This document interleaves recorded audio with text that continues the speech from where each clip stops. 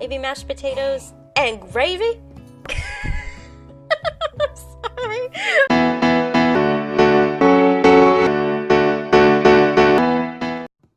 Hello and welcome to I Love Colonel Sanders. We're about to approach him.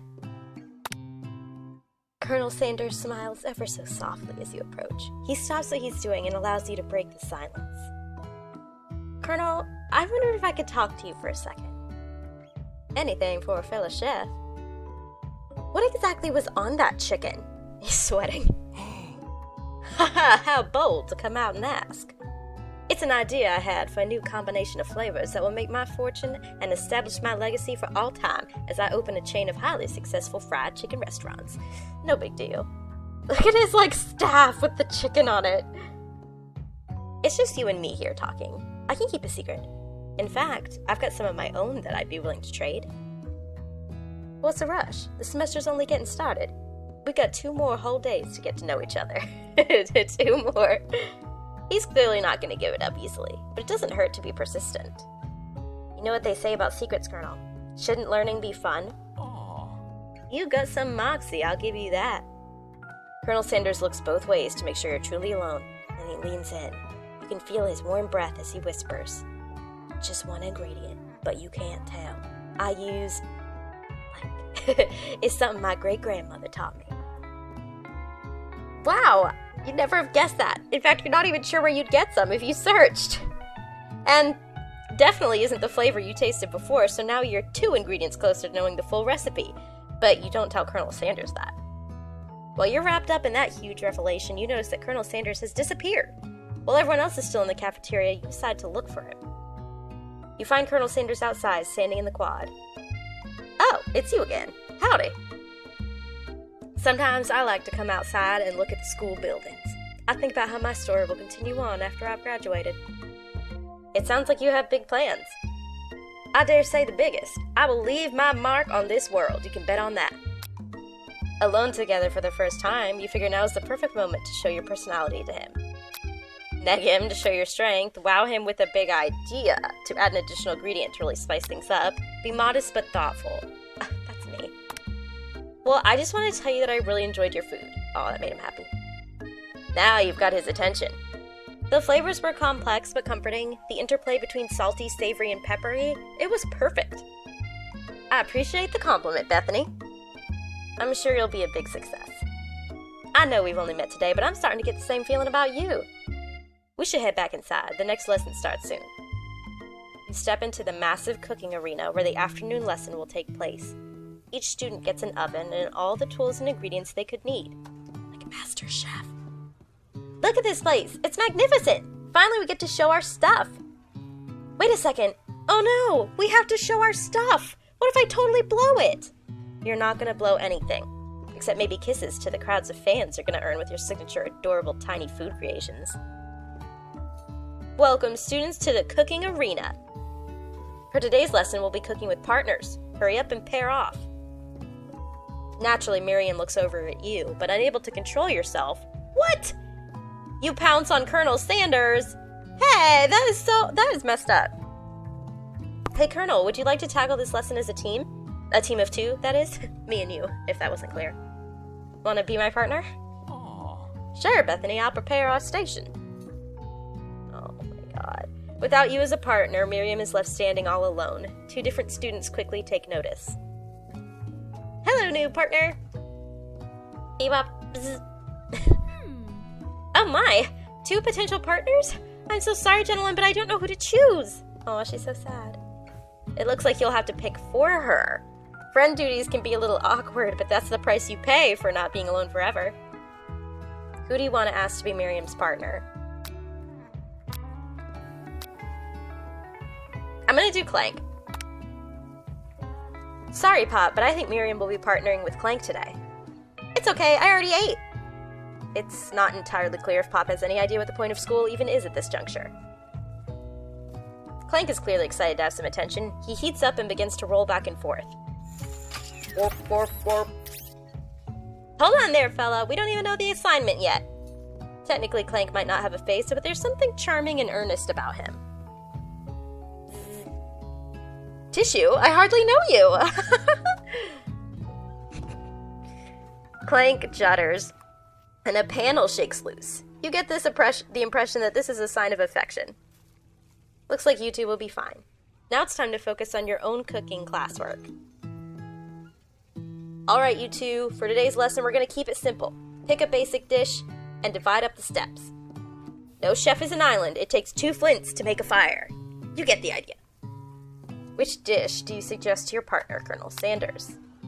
Steak tartare, octopus. Yeah, grandmother's mashed potatoes and gravy. I've always been something of a down-home chef. I was thinking we could make something warm, inviting, comforting. Maybe mashed potatoes and gravy? I'm sorry. I hope this doesn't seem like an awful, parody of a Southern accent, because I'm pretty sure it is. And I live in the South, and I'm just doing it. I'm kind of making it silly. Gravy? I couldn't imagine one without the other. Colonel Sanders casts a coy look at you, causing your whole face to go beet red. Embarrassed, you quickly turn away. I'll go get the potatoes. No, please, let me. Picking a perfect produce is a passion of mine. Looks like things are getting pretty fresh around here. Does someone have a crush on Colonel Sanders? We're just cooking partners. Mind your own business.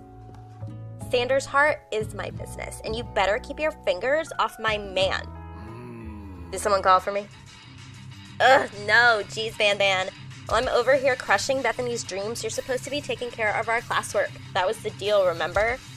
I just love that he has, this, stripper shirt. Colonel Sanders returns, arms full of peeled potatoes. He tosses them into boiling water and turns his attention to you and your old friends. Oh, howdy there, Ashley Van. Are we working in a quartet instead of a duet now?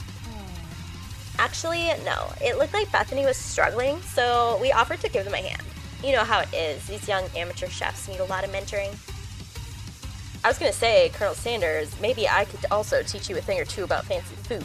Maybe one day you might be able to get up to my level. Ha! Doubt it. Don't be rude, Van. Personally, I have no doubts whatsoever about Colonel Sanders' ability to concoct creations worthy of admiration. After all, your fried chicken was quite spectacular. But Colonel, if you ask me, I might make a better partner for you than this thing that has positioned itself at your station. Rude. Don't you feel deep down that we cast complementary shadows? We fit together, like a thigh and drumstick. It just makes sense. Nothing about this makes any sense, but one thing is clear. She's coming for Colonel if you don't watch out. Ashley is really going at you hard. You need to ask for some backup here before things get ugly. Turn to Colonel Sanders' hunk of hunks in your time of need. Miriam, my forever bestie who always has my back. You turn to Miriam, and as soon as you find her, she senses it and looks back. This girl's friends in need radar is second to none. She immediately comes running over. Is someone threatening my friend? I will destroy them! I actually think that Ashley and Van were just leaving. Leaving you in the dust vis-a-vis my skills as a chef, perhaps. But stepping away from this competition, you are sorely mistaken. Miriam, you're a loyal friend, but Bethany is my partner for today's activity. You look for Sprinkles in hopes that he might step in, but he's nowhere to be found. Darn those cute corgis and their short but sturdy nature. You look down at your station and realize that in the tension of the moment, your hands have been cooking on autopilot. Distracted by the drama, you've already crushed the boiled potatoes into a perfectly creamy mashed texture with plenty of butter and cream for flavor. It's as if your natural passion guided you through the steps you know so well while your attention was elsewhere. I know just what to do. Colonel Sanders extends his hand. He's holding a beautiful white porcelain gravy boat, out of which pours a smooth brown gravy, smothering your nearly finished potato dish. Gravy flows down the mound of mashed potatoes. The results look spectacular. Granny would be very proud. Looks so good. Colonel Sanders holds a spork out to you. You reach out and grab hold of it, but he doesn't immediately let go. The two of you stand holding the same spork, and for that small moment, all of the madness and pressure in this crazy world stops. Your eyes lock. The moment is electric. Time stands still. If you love something, set it free. Together, you dig the utensil into the mashed potatoes and lift a heaping sporkful up. When you see Ashley with a sinister look, you know she's plotting against you to be with Colonel Sanders. And then, Filled with rage and without thinking, you fling the fork full of mashed potatoes right into Ashley's stupid, beautiful face. Van Van, do something! Do something! Scooping up a fingerful, Van Van tastes the dripping mashed potatoes and gravy and realizes that it's delicious. Horrified by this revelation, he slinks away. Will he ever be able to cook something with so much love and integrity? Hold on right there, Bethany. We do not waste food in the broom cooking arena. Colonel Sanders, I expect better from you. If you throw one more spoonful, you both better be prepared to eat it from wherever it lands. So mad as though I pass. Can I have potatoes face? Van Van rushes back over, a covered dish in his hand. Mashed potatoes with gravy. Pathetic. In just a few minutes I prepared a full meal. Gaze upon my specialty, braised tentacle of octopus in my silky saltwater sauce, plated on a battle axe blade forged by my supreme chef ancestors. You ignored me for too long. That ends now. It is I who will have first bite. You will all look on with envy. The interrupting student rushes at Van Van and swipes a bite of his signature dish right off the plate. No, don't! Something about this dish doesn't strike my nose quite right. I think the octopus was rushed and may have turned in the process. The results could be toxic. Too late. It has been eaten. Oh no. I think I left something in the oven. I don't feel so good. What? It killed him! Everyone, step back. Don't take another bite. When you look back at the plate, the rest of it is gone. You notice the tip of the tentacle being slurped up in Pop's mouth. Pop winces in pain for just a moment, then is almost immediately back to his oblivious self. Oopsie! Tastes like poison. The entire class has gathered to watch Pop's final moments. Shock has frozen the whole crowd. They are as motionless as statues. The class bell rings, disrupting the moment and snapping everyone back to reality. It would appear that Pop's enthusiasm for trying new things, despite obvious danger, has inoculated him against poisons of all kinds. I'm not sure the professors here make enough money. Pay the corgi more! Hello? I don't know if he was, like, doing it spooky or if he was just like, hello? I don't know what he was doing, but I did it spooky like a ghost. Ghost of student. I just turned into a ghost over here. Seeing that you're shaken up by that really annoying student and all his nonsense, Colonel Sanders approaches you. I'm sorry you had to go through that. Please, let me walk you home. What? Like, for real? Oh, come on. You follow Colonel Sanders out of the room. At night, the school building has taken on another vibe entirely. It's dark and more than a little spooky. Excuse me. Colonel Sanders stands in the quad's neon glow and speaks softly. Those mashed potatoes you made in class today? Before you go on, I want you to know, they're not a great representation of my skills. I didn't even realize I was making them. They were amazing.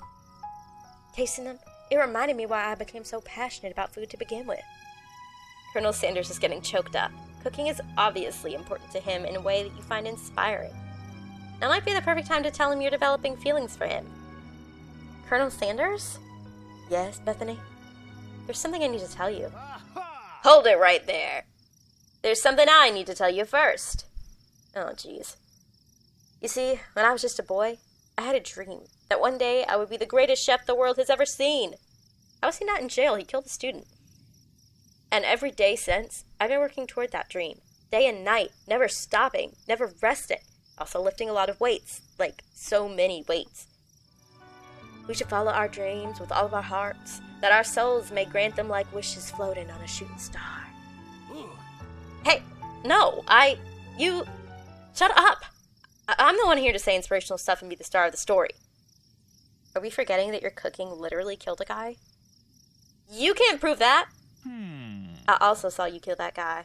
What was his name? Somewhere in the distance, you hear a long, sad sigh. Oh, I feel so bad for him. Forget him. We're talking about me. Me. I'm the hero. Oh my god. What the... The spork monster is here to fight a hero. The spork eyes and teeth and I don't know, mashed potato body. I think I left the fridge door open. Later, nerds! How dare you threaten me just as I was letting down my guard and connecting with another chef on an emotional level. Be afraid. Be very afraid of me, because I'm a monster, see? Is that a monster voice? I don't know. Is he rhyming on purpose, or is that just a coincidence? But before you can discuss syntax any further, it's a turn-based fight sequence! What will you do? Attack. You decide to go on the attack. Which attack will you use? Oh, Cook with Love. Cook with Love does 1 damage. It just got real. This shit just got real. That attack really upsets Spork Monster. Oh no, he's gonna attack me. They spit hot gravy at you. You take 1 damage. Should I defend? I'm just gonna attack again. Cook with Love. 1 damage. Feeling threatened by my attack. Oh no. I'm gonna defend. I'm scared. Trepidation. You hold your head between your hands and mutter, this is not happening. This is not happening. Spork Monster is no quitter. Buffed up and ready to rumble, they go on the attack once again. Oh no! You Dilettantal. Oh shoot, okay, I don't know, I'm just gonna attack, I guess. I don't wanna die.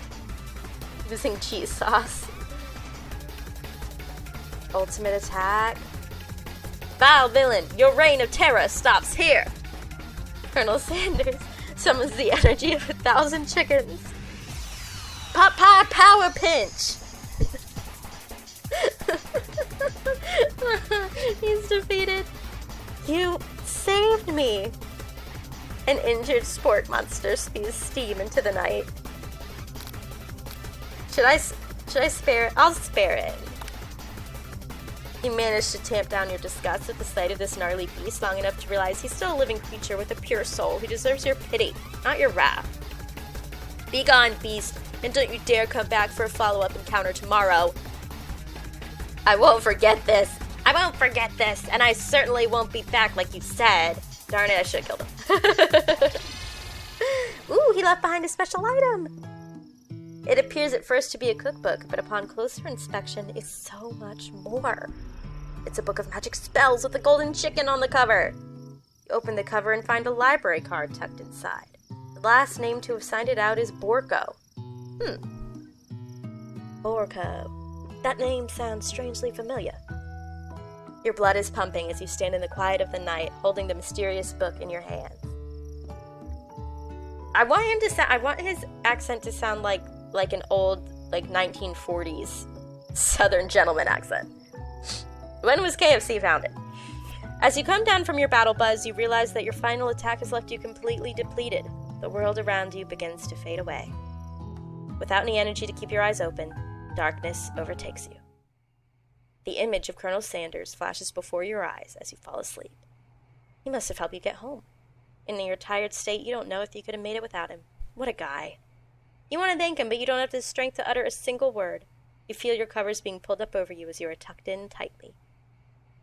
Good night, my Colonel. In your dream, you're together with Colonel Sanders. For some reason, Sprinkles is also there, instructing your love. Dreams are weird. They're all flying on the ghost student. Oh, okay, it's day 2. Okay, so I'm gonna stop here, and we can start day 2 the next time. Thank you so much for watching. I hope you're having as much fun with this as I am, and I will see you next time. Bye!